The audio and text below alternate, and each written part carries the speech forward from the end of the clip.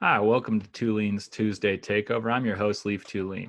Today, I want to take some time and talk about something I'm very interested in and share it with you guys.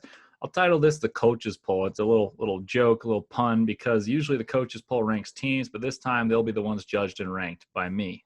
I've always been fascinated by the idea of what makes a coach a good coach or a great coach. So I'll be sharing some of my thoughts as to who are the top college basketball coaches in my eyes. And it isn't just the usual suspects. This will be a full coaches poll like the AP top 25 or the coaches poll top 25.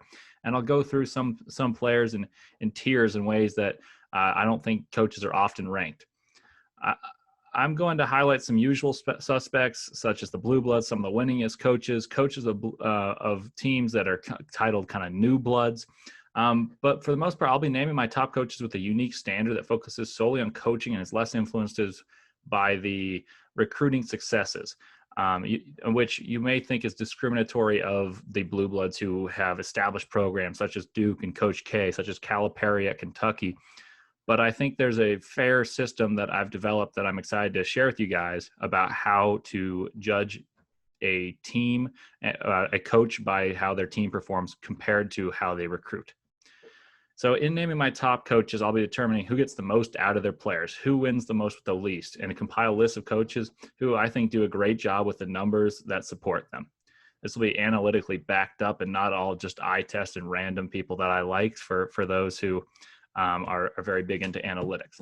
I plan on sharing reasons as to why I see the following coaches in the light I do, producing results on the hardwood, regardless of recruiting rankings, and factor in longevity and consistency to the rankings, along with how well the coaches elevate their teams to play beyond their rankings as individuals and as teams. What constitutes reaching the highest level of coaching? To me, that's winning above expectations, getting the most out of your players, even when the winning isn't necessarily what you see on paper. If you see a team and you're like, wow, that's a tough team, but on paper you don't see that with the recruiting or how they are in their first years of college, I think that's an attribution you can say, wow, the coach did a good job.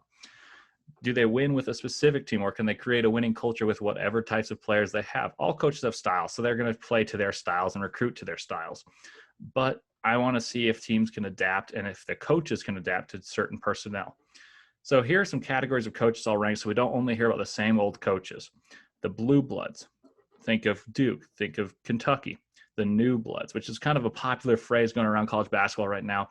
Florida State's kind of adopted that. That's kind of something they want to be behind. Think of Baylor. Think of maybe even Gonzaga and Villanova. That's a bit of a stretch.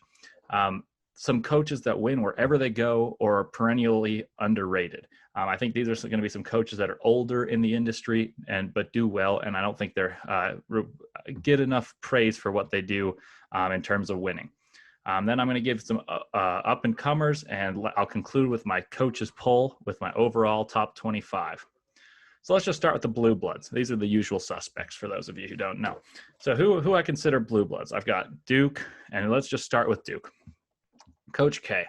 He is third all time in wins. He wins a lot, and you can't hold that against. But I'm going to try to say the past 10 years. So we can't say have these heralded histories play too much of a role into these rankings, because some of these coaches don't have the history on their side, and that's what hurts them. So I'll start with Duke in the past 9 years. And when I started looking through these numbers, I wanted to find a year where a lot of these coaches started their tenures.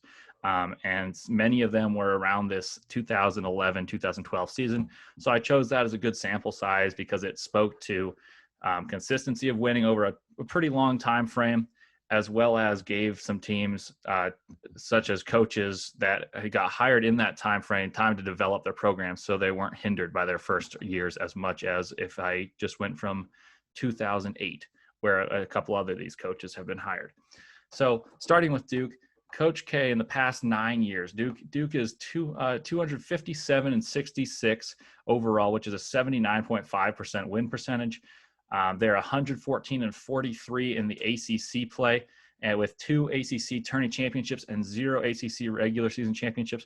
And I told you that I would give you guys a couple little tidbits of information as to how recruiting plays in. So one thing that I think that Duke does, and maybe it is because of the allure of Coach K's past, is they recruit better than just about anyone. And I think that contributes a lot to their winning just as much as maybe the coaching itself does. Duke has had 27 top 25 recruits in that span. That is a crazy number. That is 3 per year of top 25 recruits. And to have the history they do, they have a national title in there. They have a Final Four berth. They've got a couple Elite Eights, and that you're seeing great consistency. You're seeing a program that is consistent and wins. But how much of that is coaching at this point, and how much is that the allure of Duke, the brotherhood? So I boiled this down to, and even if a smaller sample size, giving the last 7 years of recruiting rankings, as well as winning percentage in those 7 years as impacted by having those recruits. Duke is one that's not going to vary very much because Coach K's been there so long and the program was already established. So in the past 7 years, Duke has 24 top 25 recruits, which means in those first 2 years where they were very successful, winning nearly 80% of their games, they were getting fewer top 25 recruits. And I would consider that to be a more impressive coaching job than what I'm about to tell you. And in the past 7 years, they had 24 top 5 recruits, which is a little over nearly four per class. And so you got their 253 overall, which is a 79% win percentage. And in the ACC, they are 92-36, which is a 71.9% win percentage. In those years, they have the exact same number of ACC championships, and which is 2 ACC championships in the postseason tournament, and 0 regular season titles, as well as 1 national championship, one in 2015, led by Jaleel Okafor, Tyus Jones, Justice Winslow, Emil Jefferson. That obviously that is something that any program should strive for, to win over 70% of their ACC games and win nearly 80% of their games in total. However, I would boil that down to how much of that is recruiting. How much is Coach K still an elite coach? Because I think he's absolutely built a case. He is the gold standard right now. But how much of that gold standard had been built prior to the last 10 years? I mean, we've seen they're not the best team in the ACC this year with the best recruiting. We've seen them in the past 10 years. I don't think they've been the best ACC team. So I think that he is great, and I think you guys will be a little surprised as to where you see him on my top 25. But I'm not sure he is what I'd consider the top blue blood head coach, and I'll get to as to why. And I think there are coaches that aren't coaches of blue bloods that do a better job with basketball X's and O's at this point. And I think there's a prime, and people, if you listen to this and aren't a Duke fan or are a Duke fan, you may be a little frustrated with me. But I think that if you think about his coaching tactically, I think that there's a certain point where basketball, we talk about a prime, where a player may know more, but just can't do as much with his body. I think Coach K has reached the point where he isn't learning more about basketball. He's got his experience. I don't think he's elevating his coaching ability, whereas many players are and many teams are. And then the coaches of those teams are elevating their coaching knowledge. And I think he's hitting a little plateau, still excellent. This is no slight to him, one of the greatest ever. Probably you could make an argument for second or third. I think John Wooden's the greatest, and you got Knight and Coach K, and that is the top 3. And I don't think there's too much argument, but as of right now, he's a little lower for me on this, and I'll get you to their arch rival, Roy Williams and North Carolina Tar Heels. In that same span, North Carolina has in the last 9 years, including an awful 2020 season, which really hinders their statistics. Carolina has 14 top 25 recruits in the last 9 years, getting a little over 1 per class. They're 242-90 in overall, which is about a 73% win percentage. In ACC play, they're 111-51, which is a 68.5% ACC play, which is 68.5% winning percentage. And they also have won 1 ACC championship postseason and 4 ACC regular season titles. Carolina has actually lost 5 ACC championships, so that number is a little skewed. However, it is the exact truth. I took away their 2020 season, which is not fair, but I'm going to give you this caveat. If you take away that season and do coach 2010 through 2019, taking away that playing 9 years, everything equal, aside from one awful season, which you still have to factor in, Carolina was 257 and 79, which was 76.4% win percentage, which is a nearly 4% rise. And if you go to ACC play, they're 119 and 39, which is a nearly 80%, 79.8% win percentage. And that is an 11% rise, 11.3% rise just from one bad season. So that said, what you see here is one bad season can really impact things. Did Roy forget how to coach? I'm not sure. Was that his least talented team? I'd probably say so. But I think that's a commentary that he didn't do a great job coaching. I think he did not do a great job coaching last year. And I'm not saying he had to win the ACC to be a great coach, but I think that other teams had less talent last year. I think that last year was a down year in talent in college basketball. And his team did very poorly. They were I think they were dead last in the ACC, and that will be reflected in my ranking of Roy Williams. Granted, this is not saying Roy Williams cannot coach. I just think that you have to consider that into this equation. However, he's got North Carolina with 4 ACC regular season titles in the last 9 years, including that year. So now we'll go to the number 7, just for consistency's sake. 7 years from 2012 to 2019, taking away their horrible 2020. They're 196 and 65 with a 75% win percentage. And the ACC, they were 91 and 35, which is a 72% win percentage, with 1 ACC title and 3 regular season titles. So you can see that their years 2010 through 2012 were very good for North Carolina, but you're still seeing great success from Roy Williams. If you take the last 7, including the awful 2020, so from 13 to 20, you see 12 top 25 recruits, a pretty consistent, only 2 from the years prior, where you're seeing actually great consistency, coaching, maybe more continuity, fewer one and dones. Similar to Coach K, you're seeing great success in those years, which I think is when they were coaching better basketball teams because there was more continuity and more players staying. And I think that's what contributed to success. But 12 top 25 recruits, 185 and 73 overall record, which is 71.7%. And in the ACC, 85 and 43 record, which is 66.4%, and 1 ACC championship and 3 regular season titles in those 7 years. 2020 really hinders their stats here. That's a 4% drop off overall and a 6% drop off in ACC play. My overall take on Roy is he knows how to coach a certain style. I mentioned in the open that I think you want to have teams that can adjust.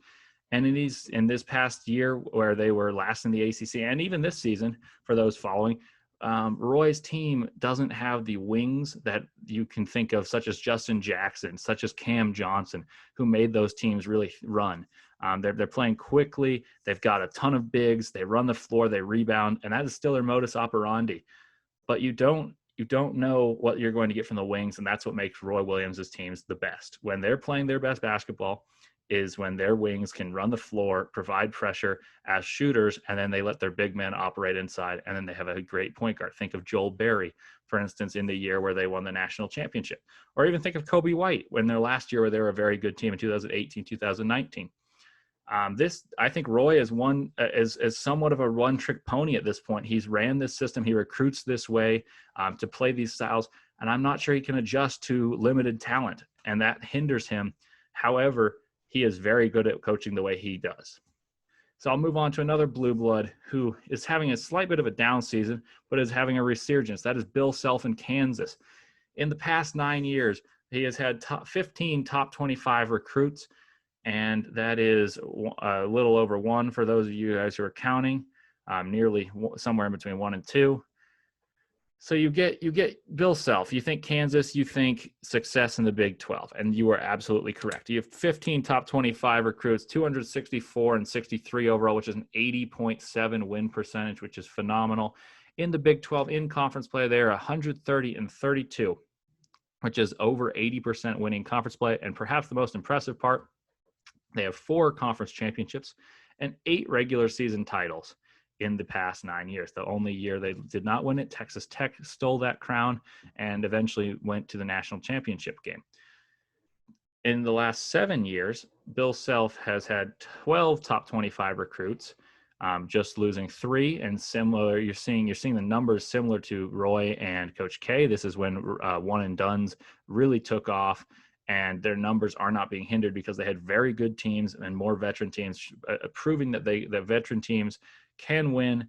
You don't need to have the top talent, but these teams all were not lacking for talent. So that is not what I mean by that. In the last 7 years, he had 12 top 25 recruits, 201 and 50 overall, maintaining an over 80% winning clip. In the Big 12, he has 126. 100 wins and 26 losses, 79.4% overall, slight dip there, and 3 conference tournaments and 6 regular season titles. So you are seeing in the 2 years there, he won a conference season a conference tournament, and 2 regular season titles back to back in those 2 years, from 2011, 2012, 2013. So you're taking out 2 very good years, two years, in fact, where in 2012, they made the national championship game, losing to Kentucky. And in 2013, they again were very good, made the Elite Eight, if I remember correctly, in losing to Trey Burke and Michigan. So 2 great seasons taken out, and you see sustained success, 80% winning percentage in both overall and in conference play, which is phenomenal. Bill Self's biggest testament, in my opinion, is he finds a way to get their teams to improve as the season goes along. We saw a team last year where they were the national title favorites before March Madness was postponed. They have a point guard. When they run at their best, they have a point guard like Frank Mason, like Devontae Graham, like Mario Chalmers, who is an alpha, and then last season, like Devon Dotson, who is an alpha male who wants to score at the end. He wants the ball. They have big guys. They play high-low. There's the ongoing joke that Perry Ellis has been there forever. But you see that, and they have Udoka Azubuike. They have so many players that you can play. But the best thing about them is they're consistent defensively. They play a high-low offense. They shoot. They have wings. Think of Wayne Selden as a recent one. Obviously, you have the one-and-done such as Andrew Wiggins, Joel Embiid, and Kelly Oubre as another wing, Josh Jackson as another wing. Kansas is very, very sound, and what impresses me the most is the consistency of winning. They've won 16 of 17 overall in terms of the Big 12 titles, or at least a share of them in the regular season, and they win nearly half of the postseason regular titles, as I just mentioned, with 4 in 9 years in the conference championships and 3 in 7 years. So not quite half, but nearly half they win their conference title as well as a regular season title every year but one. And Kansas can win in different ways. This year, I mentioned that they're on the upswing. They've adjusted a lot of ball screen defense. They don't have that alpha male go-to scorer, and their big guy is not quite what Udoka Azubuike was for them. Yet Kansas has won 5 straight and is back to 3rd in their conference behind Baylor and Oklahoma, and does control their own destiny, playing a style that is completely foreign, completely distinct from what they played in years prior, with a monster in the post in Azubuike and an alpha guard in Devon Dotson. So I'll take you to the last traditional blue blood, and I've got a few more blue bloods boiling up here for you, but John Calipari. If you think John Calipari, the first thing you think of is recruiting. But I'll take you through his performances. John Calipari recruits, but his appeal as a recruit is saying, we're going to send you to the NBA. And he does. But he also wins. He's had 37 top 25 recruits in the past 9 years with a 266 and 75 overall win percentage, which is a 78% overall, which is very good. In SEC play, he comes in at 127 and 33, 79.4%. And with 4 SEC championships and 5 SEC regular season titles, showing great success in both the postseason and regular season in the SEC. In the past 7 years, Calipari has 28 top 25 recruits. His numbers did not go up too much. He's still getting three in those, are 4.5 per year in those 2 years between 9 and 7. He had nine top 25 players that were in those 2 years that I've taken off in the sample size. And he still has 28 top 25 recruits in the past 7 years, leading him to a 207 and 61 record, which is a 77.2%. And in the SEC is 99 and 27, which is 78.6% overall in the SEC overall. And he has 4 SEC championships and 4 regular season titles. So you can see he's only getting better in the SEC as we continue to have so many recruits. But what is interesting to me is his best year was obviously winning the national championship. Is probably the number one with Anthony Davis and Michael Kidd-Gilchrist, 1 and 2 picks. He succeeded in that aspect, but he also succeeded on the court. And how many times does he succeed on the court coming through with all these new faces? We saw a Final Four appearance in 2014 where they were a lower seed. Julius Randle was the most notable face on that team with the Harrison twins, made a Final Four appearance, made the championship game, lost to UConn. And in 2015, they had a perfect season, 38-0, until losing in the Final Four to Wisconsin, led by Frank Kaminsky. What you're seeing is not only does Coach Calipari get elite recruits, but he wins. And I'm not sure how to weigh that. Does it, in the same way as Coach K, does inevitable talent sometimes just overcome and they end up winning? Yes. But at a certain point, you have to applaud both Coach K, both Calipari's ability to get their teams to win, get their teams to coalesce, come together, and win basketball games, even when they're all top 25 recruits. Whenever you see Kentucky and Duke step on the floor, everyone on the court is usually a top 25 recruit, and they play their roles. It's interesting, and they both succeed in their ultimate goal of getting their players to the NBA. Do I see them as the best coaches because of this? No, I think they're both elite coaches, but I don't think they're better basketball coaches. I think they're better recruiters, and their brands have already been set in stone. Coach K set his brand in stone. I think there was some groundwork done before Coach Calipari inherited Kentucky, but those logos, the interlocking U and K, and you see the Duke brotherhood and everything, I think those have been set in stone and seen as that is a brand. And if we go to that brand, we're going to go to the NBA if you're a top tier recruit. And I want to know how much basketball coaching they do. And I think they do a great job. And that is where you'll see their great job reflected. But I think you also have to factor in that when you have talent, it's easier to win. And I personally lean towards, and this is not everyone, but I personally lean towards development. And with that transition, the one person I think of developing teams to get better every year as they go along is Tom Izzo. His team, the trending thing, when you think Tom Izzo, you think, oh, his team's going to be good by March. And that is his trademark. So Tom Izzo, he is 245-80 in the past 9 years with a 75.4. That is what that comes out to. In Big Ten play, he is 119-47, which is 71.6%. And in those 9 years, he has 4 Big Ten regular season titles, 4 Big Ten tournament titles. And I don't have exact All-American or top 25 numbers, but what you know about Tom Izzo is he recruits for those guys, but he doesn't have the same pitch. He tries to keep his players, and an example of this is his recruiting class. He had Miles Bridges, Jaren Jackson Jr., Cassius Winston, Nick Ward, and Joshua Langford. Joshua Langford is still playing for the team, although that has to do with some injuries. Cassius Winston played 4 years. You had Jaren Jackson Jr. go one and done, be a top 4 pick. Miles Bridges was a top lottery pick, but he came out as a sophomore, wanted to work on some things. Izzo's pitch is more, we're going to win, and you're going to play a style of gritty, tough basketball, but we're going to get better as the year goes along. And if you're NBA caliber, you're NBA caliber at some point. Another player who embodies that is Xavier Tillman Jr. Xavier Tillman came in and wasn't as heralded, but now he went and he is playing quality minutes for the Memphis Grizzlies as a rookie this year, coming out after 3 years at Michigan State. In 7 years, you have an 189-63 with a 75% win percentage, very consistent to over the 9 years. You don't see really a fault there. Then they're 93-37 in conference play, which is only 0.001 off from their exact percentage, 0.1% off their exact percentage from nine years. So very, very consistent numbers from Izzo and company. In those 7 years, they have 3 Big Ten tournament victories and 3 Big Ten regular seasons.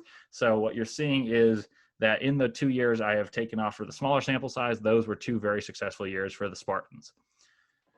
What I think of Tom Izzo, as I said, my first inclination is his teams always get better throughout the year, and they're dangerous by March. What is interesting is in one of his poor seasons, one of the ones that he'd chalk up and be like, wow, we're not very good, they were a 7 seed and made the Final Four. And to have that be a poor regular season but still be a Final Four team, that's the ultimate success. What speaks to Izzo in my mind is ultimate development. He doesn't recruit at the same rate, but he wins at nearly the same rate. Not quite at the same rate, but I also think that you could make an argument that has to do with schedule of strength of schedule within the conferences. An example of this is I have some statistics that I think people might find interesting. The ACC, which is where Roy Williams, Coach K appear, they produce 7 bids per year in the 7-year span I did. ACC has 7 teams get into the tournament. The average seed of those bids is a 4.88, so basically a 5 seed, meaning that 7 teams get in, and the average of those teams is a very high quality. In the Big 12, where Kansas resides, they have 6.57, so nearly 7 bids a year, but the average bid seed number is nearly 7 at 6.59. The SEC, where Kentucky is from, has 5 bids per year, and their average seed of those bids is a slightly above a 6 seed. At the Big 10, where Michigan State is from, has 7 bids per year, and the average is a 5.85. So Michigan State and Duke and North Carolina seem to play the most competition by that logic. Over a 9-year span, you get the ACC has 6.44 bids per year, slightly lower than their 7-year span, which is 4.96, same about almost exactly the same. The Big 12, where Kansas is from, has a 6.33 bid per year, and they have an average of a 5.69. So the 9 years actually helps Kansas out in terms of quality of opponent. And then the SEC, you get 4.66 bids per year, a little under 5. And they have an average of a 6.28. So Kentucky is playing worse competition by this metric.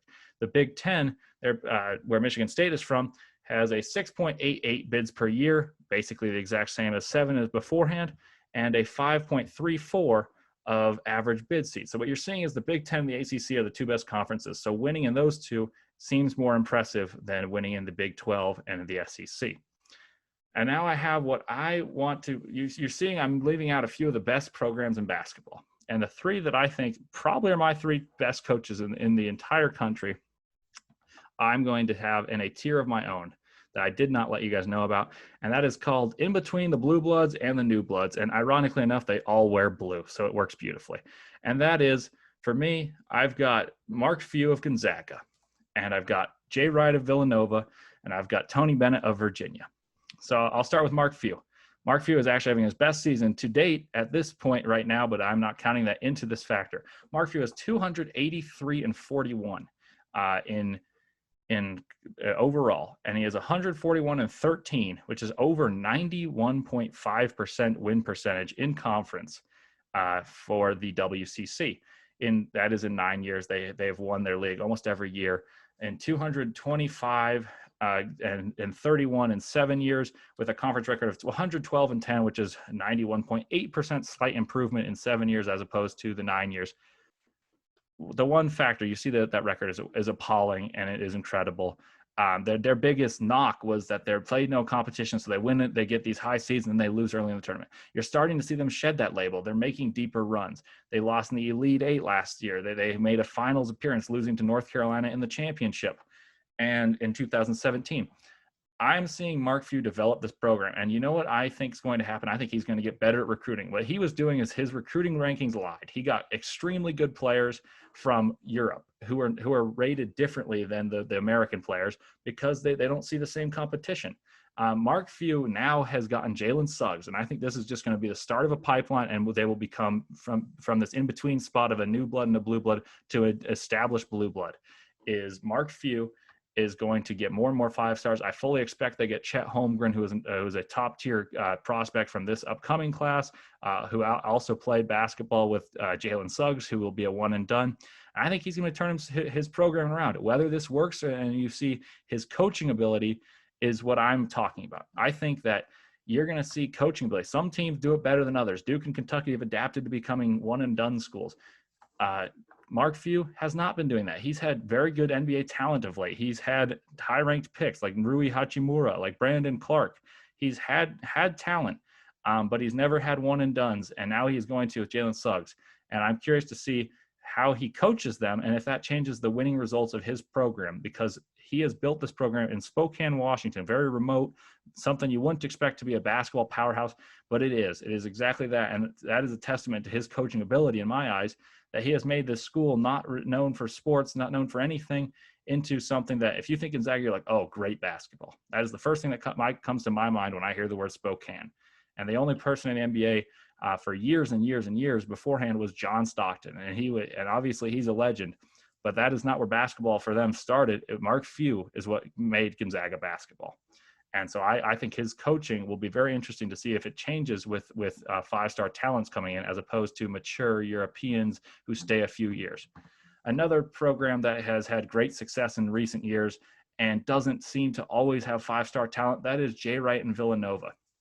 In the last 9 years, Jay Wright and Villanova, including a year where they went 13-19, which would really hinder them. We talked about North Carolina having separate stats. I didn't have that for Villanova, but they had 4 top 25 recruits in the last 9 years. They have a overall record of 248-71, which is good for 77.7%. In the Big East, they're 118-44, and that is a 73% win percentage. They have 4 Big East titles in the postseason and 6 regular season titles. Great success there.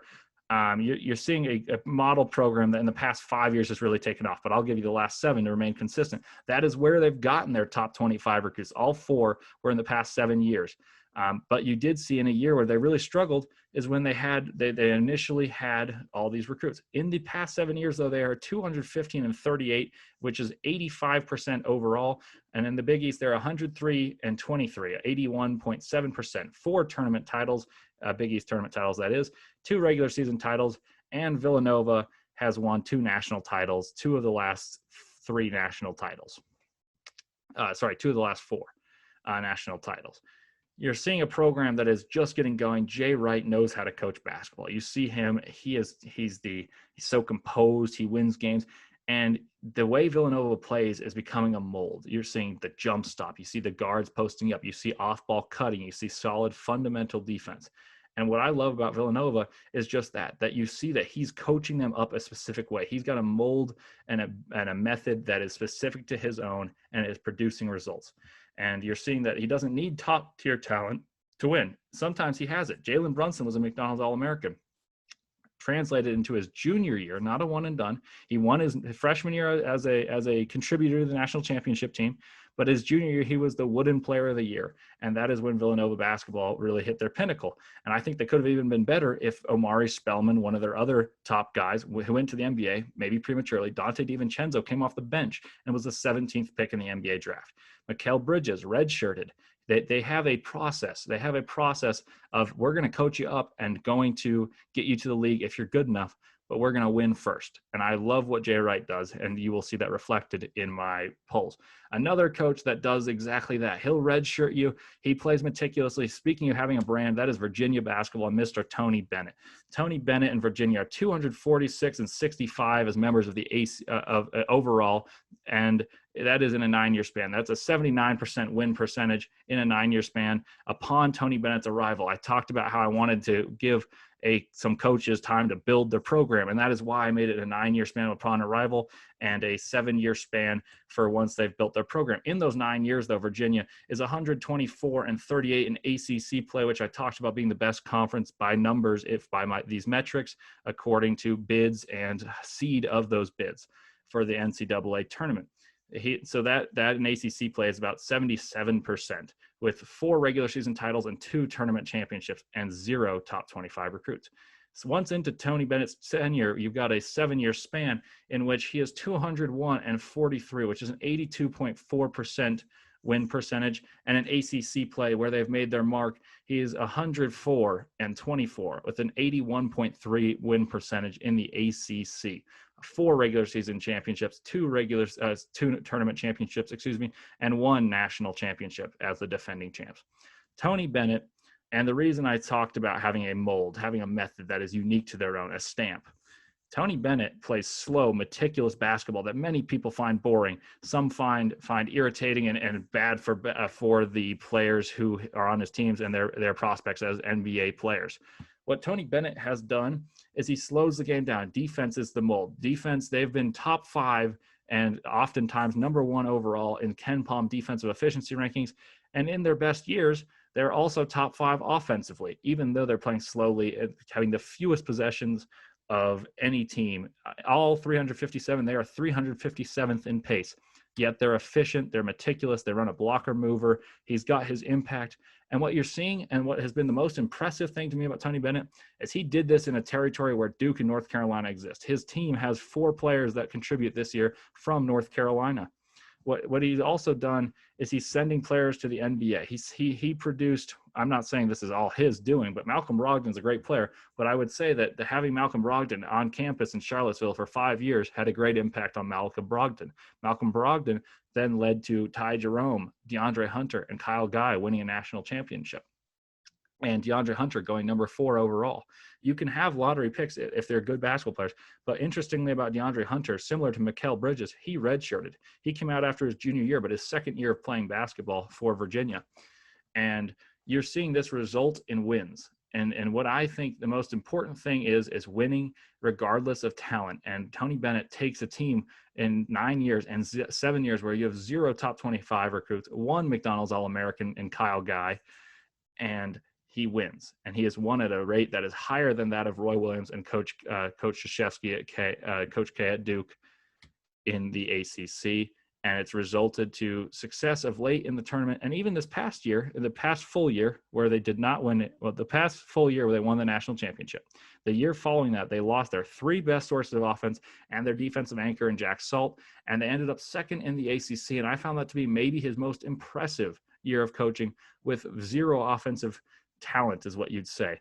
Their top scorer was Mamadi Diakite, who scored about 4 points per game the year prior. What you're seeing in that is that you can win in any way with different players, with different formulas, and he adjusted and continued winning, and that is what I want to see in a coach. So those are my tiers. That's my in between blue bloods and new bloods. So I will move on to my new bloods, and I'll give brief reviews, not as many statistics here, but I will give a few. One team that has been great in the past 2 years is Scott Drew and Baylor.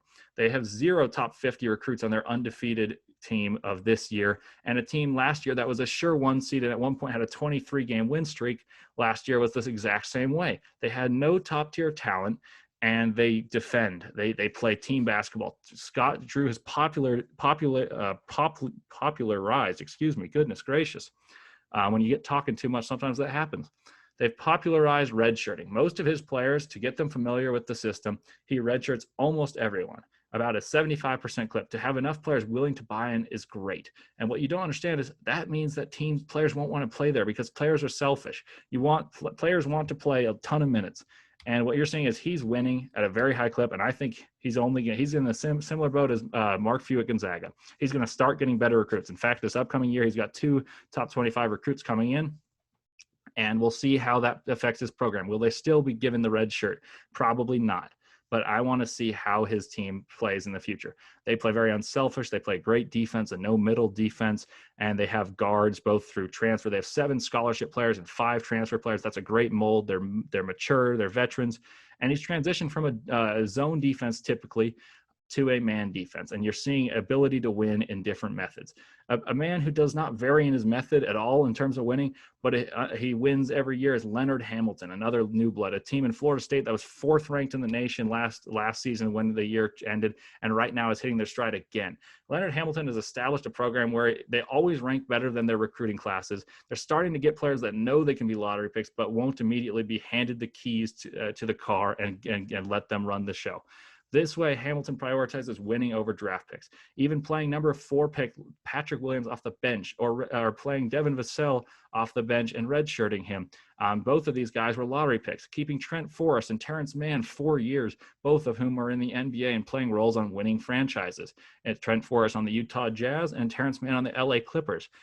He keeps their guys. You have a mold in Jonathan Isaac, who was a very highly rated recruit. He did a one and done. He was the #6 pick. You got Patrick Williams can be a one and done #4 pick. You've got players, Mifiondo Kagambele, who comes off the bench and is a first round draft pick.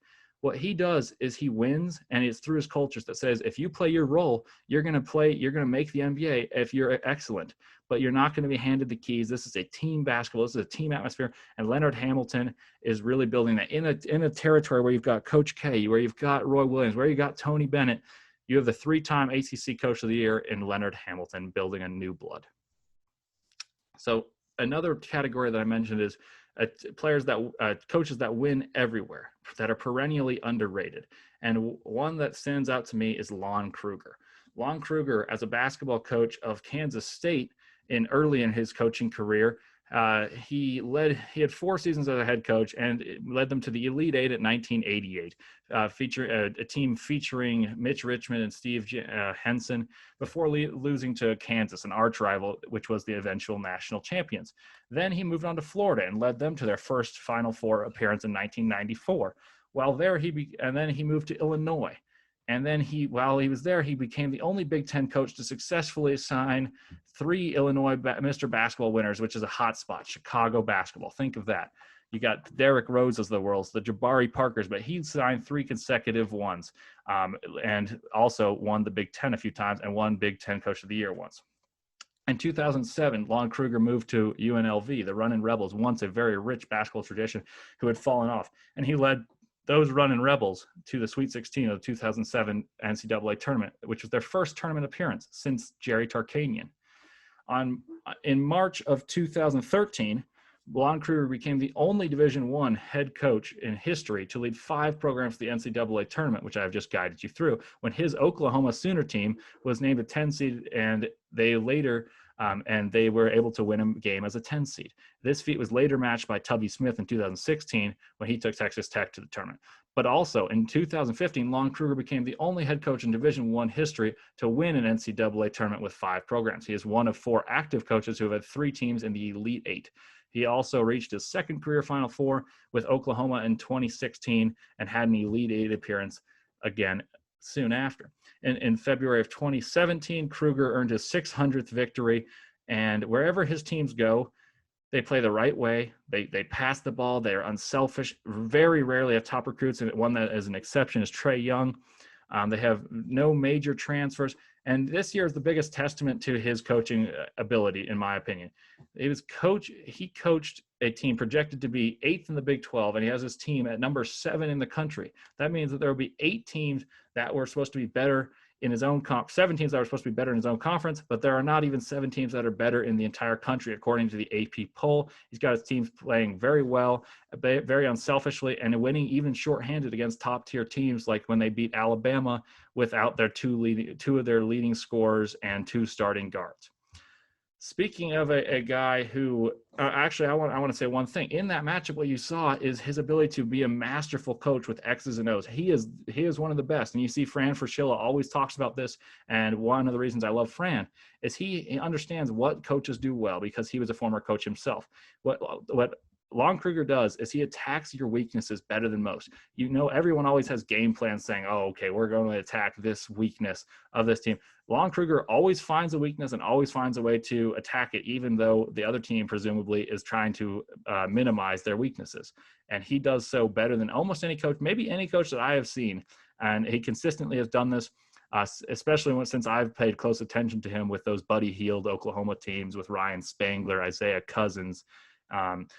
I love Lon Krueger, and I think that he wins wherever he goes. There's a track record of success, and one person he put on a track record to success was Dana Altman. That's who I'll talk about next. Dana Altman, he's the head coach of University of Oregon. For those of you who don't know, he's previously the head coach at Creighton, Kansas State, and Marshall. Altman has won the Conference Coach of the Year at each school he has coached and led his teams to 13 appearances in the college basketball tournament. He's known for winning a ton of close games. In his time at Kansas State, he was 28-13 decided by 6 points, or games decided by 6 points or less, which included a 6-1 mark in 1-point games, which you could argue that's luck. But I would argue that I've watched him a lot in recent years, and they do fare very well in close games. Altman was named the Coach of the Year in the Big 8 in 1993. They were able to win the tournament, and they've reached the top 25 ranking. win the Big 8 tournament, excuse me. They reached the championship game of the Big 8 tournament and lost in the championship, though they were ranked 6th out of 8th in that year. Then he moved on to Creighton in a year after winning his Big 8 Coach of the Year. He was named the Valley Coach of the Year twice, first in 2001 and 2002. In his record at 16 seasons with the Creighton Blue Jays, he was 327 and 176, which is 65% win percentage, which is the most wins in school history. Then he moved to Oregon. This is where I have seen the most of him as a young college sports fan. He has won 3 regular season Pac-12 championships, 2016, 2017, and 2019, as well as 3 Pac-12 tournament championships, 2013, 2016, and 2019.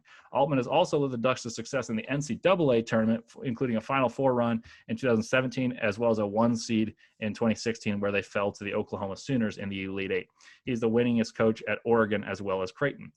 His resume, just some quick numbers, they've reached regional Final Four. He was also one of the coaches of the year in 2011. 6 Missouri Valley Conference championships, 3 Missouri Valley Conference regular season championships, 3 Pac-12 tournament championships, which I have already described for you guys. And he has 3 regular season championships for the Pac-12. He's also a SoCon Coach of the Year, Big 8 Coach of the Year, 2-time Missouri Valley Coach of the Year, 3-time Coach of the Year in the Pac-12, and he also won the Jim Phelan Award in 2013.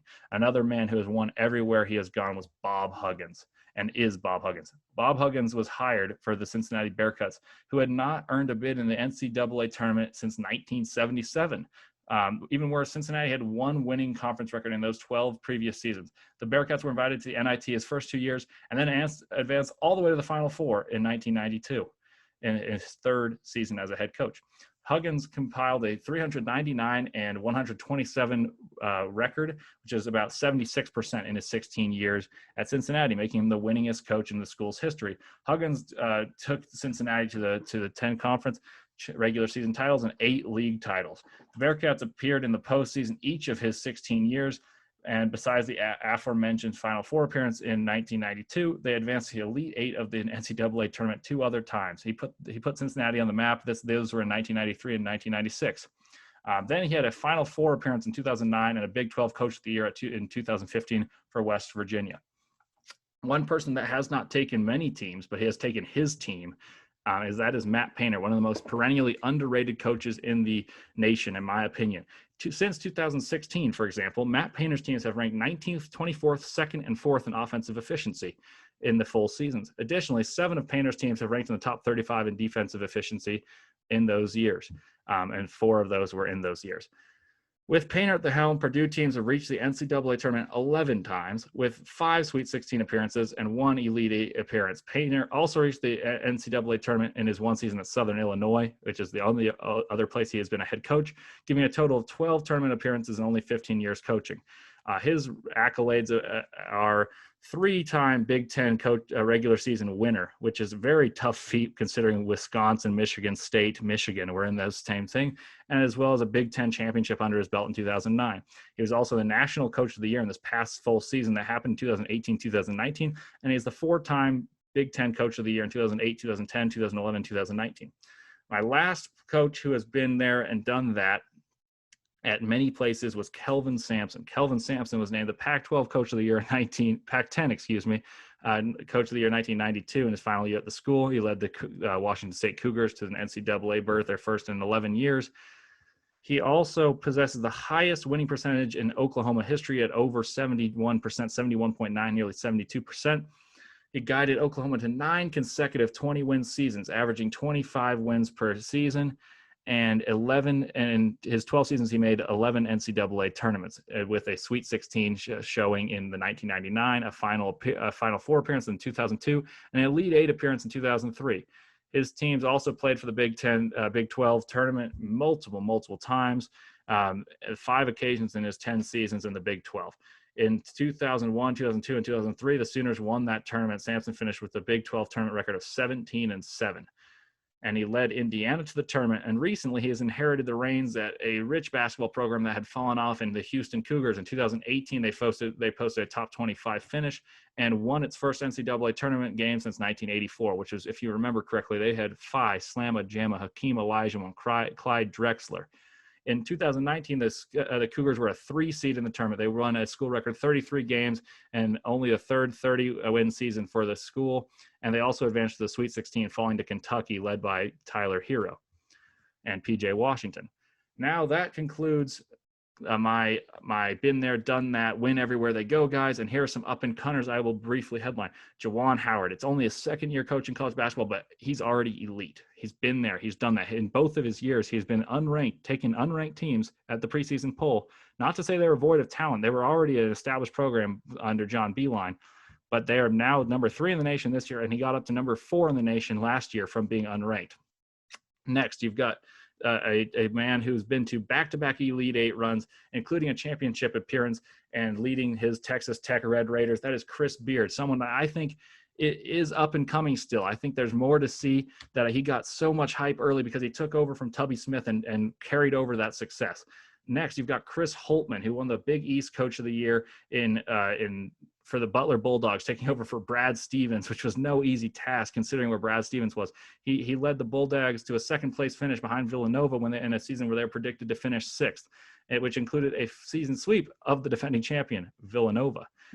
Butler's 12-6 mark in conference play was the best of their 4-season history in the Big East, and the Bulldogs also earned a 4th seed, their highest seed in program history, in the 2017 NCAA tournament.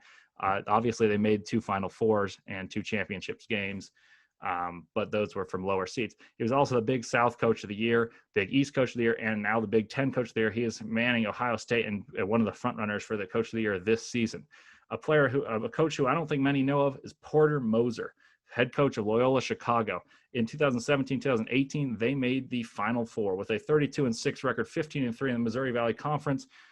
They won the regular season and tournament titles, appearance as a Final Four as an 11 seed, and this year might be even a better coaching job on his part. They're up to number 10 on KenPom, and number 1 on defensive efficiency. One other coach, I would like to highlight is Mark Pope of BYU. He's taken BYU under his tutelage in the past 2 years to new heights, from inheriting it from Coach Rose. And BYU is taking off. They're getting more players that in recruiting pass. They got Isaac Harms in transfer portal, and they're winning. Their play is beautiful. They're one of the only teams to have beaten Gonzaga. In fact, in the past 2 years, only one team has beaten Gonzaga, and that is your BYU Cougars. So with all that said and done, and one more I'd like to highlight is Mike Boynton. His stats don't reflect it, with around a little bit over a mediocre win percentage. It was a little bit over 60%, I believe. He is somehow taking his team to a point where they are able to get top recruits. They got Cade Cunningham. They got all this talent, and they're fighting in a loaded Big 12 this year, and I think great things are in his future, inheriting a messy situation with scandals. So here is my coach's poll to finish this off. I hinted that I had three programs that were in between New Bloods and Blue Bloods that would lead the way.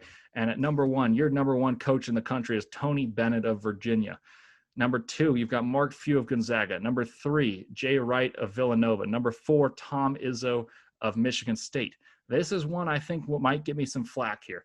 But I think the ability to develop teams and consistently be pushing towards those Final Four appearances, consistently win without as much talent as other Blue Bloods, is very impressive. Number 5, I've got Leonard Hamilton. He wins. He wins. He outproduces the talent level that he has. And that is extremely important to me. Number 6, I've got the first of the traditional Blue Bloods. I've got Kansas. Number 6 is Bill Self. The records speak for themselves. 16 of 17 in the Big 12. That is outrageous. He gets talent, but he doesn't need talent to win. He retains those 5 stars, keeps them. He produces just as many lottery picks, maybe not quite as many as Duke in Kentucky, but he wins at a rate that is a slightly higher, and he is able to consistently win big games in the conference tournament, which has been a flaw for both Coach K and Roy Williams in their conference tournaments. Both Coach K and Roy Williams are excellent. Number 7, I've got Scott Drew. I think what he's doing in Baylor is extremely impressive, considering where Baylor was. He was inheriting one of the rock bottom basketball programs, and now they're a powerhouse. Destined for 2 1 seeds in a row, has been ranked in the past 5 years, has fought with Kansas as one of the best teams in the Big 12, and he is building his own style and is starting to recruit better as well. Number 8, I've got Coach K. Don't worry, Duke fans. What I mean by this is no slight to Coach K. I already mentioned he is top tier, elite, number 2 or number 3 all time for me. What I mean by this is that I think he's past his prime. I think that a lot of the coaching, a lot of the recruiting, a lot of success they're having is through recruiting, through the label that he built throughout time. And perhaps that's unfair, but I think it's only fair to judge some of these teams whose coaches have longer tenures, just as you'd coach the ones with shorter tenures. And I think the fact that he's been surpassed in terms of win percentage by Tony Bennett, for instance, at Virginia is indicative of talent maybe not leading to the results that he would like in terms of greatest success. And being a top 10 coach is no slight. Number 9, I've got Bob Huggins. I read you his resume. He has his teams clicking at all times. You had Press Virginia this year. He's made a huge adaptation to playing small, playing elite offense and shooting the lights out. He wins everywhere he goes. He takes random schools that weren't on the map before and makes them not random schools. He labels them on the map. Cincinnati and West Virginia are now basketball schools because of Bob Huggins. Number 10, I've got Roy Williams. Roy Williams in North Carolina. I talk about he built up this status and he's built up this style. They win. They're the ACC. They have those beautiful jerseys. But I think the same thing that hurts him is the same that hurts Coach K. His brand was made, and this one by Dean Smith at North Carolina. They had all the talent in the world. Now you had the brand. You had the greatest player of all time, arguably. I'm not going to get into that debate, but they had Michael Jordan. They're sponsored by Jordan. They have so many things, so many accolades. The winningest program in basketball. They have that slogan, and they have a great rivalry. They're hard to argue against. Number 11, I've got Lon Krueger. For the same reasons I talked about Bob Huggins, he wins everywhere he goes. He produces at a rate that you wouldn't think he would based off the recruiting successes. And right now, I think this might be his best coaching job of the year. And all you can speak of is recency bias when you're considering the longevity effect is being minimalized by some of these newer coaches. At number 12, I got Matt Painter. He's been consistently great in a conference that he's been overlooked in, with Michigan State, with Michigan, with Wisconsin, all making Final Four appearances. Matt Painter's been extremely consistent, produces elite offenses, a rugged defenses, tough teams, overproducing. One of his greatest accomplishments is he's turning around a program that is in the same state as Indiana, one that is basketball crazy. That is a school that will always get more recruits than Purdue, but he's able to get Robbie Hummel, Juwan Johnson, E'Twaun Moore, and take those teams to the Elite Eights, the Sweet 16s, and being one miracle shot by Mamadi Diakite away from advancing to a Final Four from the 3 spot and winning Coach of the Year in 2019, the last season. And he's only getting better. His last recruiting class, his team right now is 5 freshmen that are playing consistent minutes, over 20 minutes a game. At number 13, I've got Dana Altman. He's won everywhere he's gone. He's the winningest coach at 2 different programs. He's built a program in the Northwest in Oregon that is the best in the Pac-12 in the recent years. What do I need to say about what he does offensively, what he does defensively in tight game situations? There's a reason you don't want to play Oregon whatever they're seeded in the tournament, and that is Dana Altman.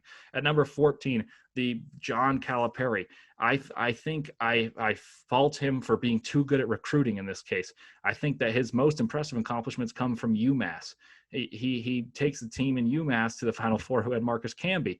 But in this case, I find that he has so much talent that sometimes you see a team win that consistently, you worry that talent is inevitable. And that is where I think it harms him in my rankings, at least my perception. But I will say he does a miraculous job in most seasons, this year being a down season, obviously. He's able to produce a team that can win. And that can win even when they're new, when they're not used to playing each other. Even on a team where they're the 8 seed, they make the Final Four. He wins. He can't fall any lower. At 15, I've got the new of the new, Juwan Howard in his second year. He brought some NBA flavor to college basketball. He's going to be a recruiting stud in Ann Arbor. He's a member of the Fab Five. He brings pedigree. He brings the Heat culture. And Michigan is elite. You're seeing them start recruiting better. You're seeing them playing beautiful basketball, but Juwan Howard's only going to rise through these lists, and I think 15 might even be too low already. At number 16, you're seeing the winning style, and that's Chris Beard.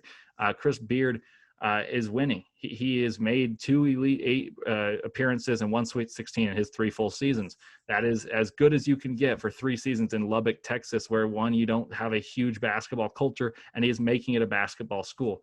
At number 17, I've got Kelvin Samson, who's taken his Houston team, made them a defensive juggernaut, and has left his imprint on every program he's ever coached. At number 18, I've got Chris Holtmann at Ohio State. He's building a special program up there. His offensive adjustments, his in-game adjustments are extremely meticulous and extremely impressive. And I think the future is very bright in Columbus, and they might get back to the days of Thad Matta making Final Fours very shortly. At number 19, I have someone I haven't mentioned yet, in Greg McDermott. Greg McDermott has taken Creighton after Dana Altman and kept them relevant, kept them fun. They're in the Big East and contending for titles year in and year out. Shooting, their offense is beautiful. Defensively, they struggle a little bit, and that's where he's hurt in my rankings.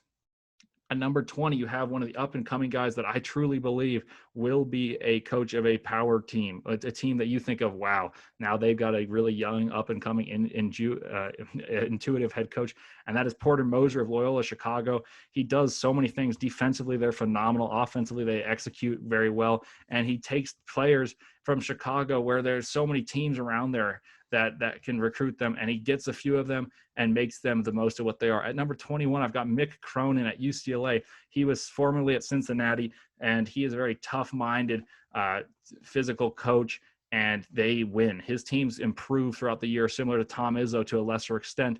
I like Mick Cronin a lot. I think I'm higher than him on many. At number 22, you've got an old head, as some people like to say. You got Jim Boeheim, where I think a lot of his recent years he's struggled, but you still have to put respect on his name in that they've made very deep tournament runs, even without as many talented players going to Syracuse, because of the 2-3 zone being something that isn't as appealing to NBA prospects, but he's still producing NBA prospects, still winning, and the Syracuse Orange 2-3 zone lives on. They were the first one and done in terms of having Carmelo Anthony winning a national championship. At number 23, I got Chris Mack at Louisville, inheriting the throne from Rick Pitino, that scandal, that mess. And he's done a great job taking over from Xavier, a rivalry with Mick Cronin, and Chris Mack in Louisville haven't missed too much of a beat. They're playing very well, even got up to number 1 in the country in his first year there. At number 24, I've got a very forgotten figure. That's Randy Bennett of St. Mary's, running a Princeton offense through the post, very beautiful offense, defensively very stout. Moraga, California, one of the only teams that's able to consistently threaten Gonzaga. And Randy Bennett could obviously have many other coaching jobs, but he's established his love for Moraga, California, and St. Mary's. And at 25, I'm going to stay in the WCC. I'm going to go with Mark Pope of BYU, someone that I really see consistently being able to nab a talent that I don't think BYU was previously able to do, and consistently building that program to win more and more. As you saw, they were one of the teams that beat Gonzaga, a team with Yoli Childs, TJ Haws, a team that has veterans due to Mormon missions. And I think that having those veteran players playing a certain style that is taught through church ball and his passion, his energy for the game is something that I would like to think would warrant the spot at top 25. And one guy that I did not mention that I think is right here from also in the West Coast, not in the West Coast Conference, and the Mountain West, is Brian Dutcher of San Diego State. And that is my honorable mention. That is the coaches poll. This has been Tulane Tuesday Takeover. Please let me know what you think. If there are any coaches I totally missed, any coaches that you think are too high, too low, please let me know what you think of this format. And I really hope you enjoy listening to this episode. Thank you.